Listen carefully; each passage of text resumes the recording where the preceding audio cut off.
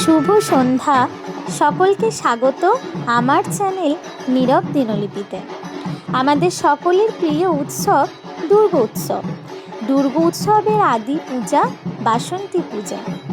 বাঙালির উৎসব মানেই আনন্দ, যা ভুলিয়ে দিতে পারে হাজারো মন খারাপের গল্প। এক একটা উৎসব আমাদের কাছে এক একটা আবেগ।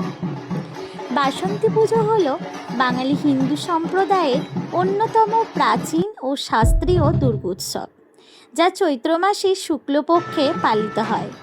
যে পূজা ঋতু পরিবর্তনের সন্ধিক্ষণে আদিশক্তির আরাধনা, যা বাঙালির হাজার বছরের পুরনো ঐতিহ্যকে ধারণ করে রেখেছে।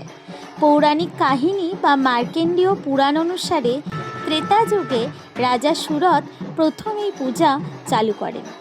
তিনি ছিলেন চন্দ্রবংশীয় রাজা, যার রাজধানী ছিল বলিপুরের, যার বর্তমানে পশ্চিমবঙ্গের বোলপুর শহর। একবার তার মন্ত্রীরা ও আত্মীয়রা তার বিরুদ্ধে ষড়যন্ত্র করে তাকে হত্যার পরিকল্পনা করেন। তখন তিনি সেই হত্যার ভয়ে রাজ্য ছেড়ে মেধা নামে এক মুনি ঋষির আশ্রমে আশ্রয় নেন। তার ঋষির পরিকল্পনা বা পরামর্শ অনুসারে তিনি দেবী দুর্গার আরাধনা শুরু করেন। পশ্চিমবঙ্গের বর্ধমান জেলার দুর্গাপুরের কাছে অবস্থিত গড় জঙ্গলে বসন্তকালে চৈত্র মাসের শুক্লপক্ষে এই পূজা শুরু করেন, যা বাসন্তী পূজা নামে পরিচিত। প্রত্যেক বছরের মতো এবারও বোলপুর শহরে শুরু হয়েছে বাসন্তী পুজো। বোলপুর শহরে বাসন্তী তলায় এই পুজো অনুষ্ঠিত হয়।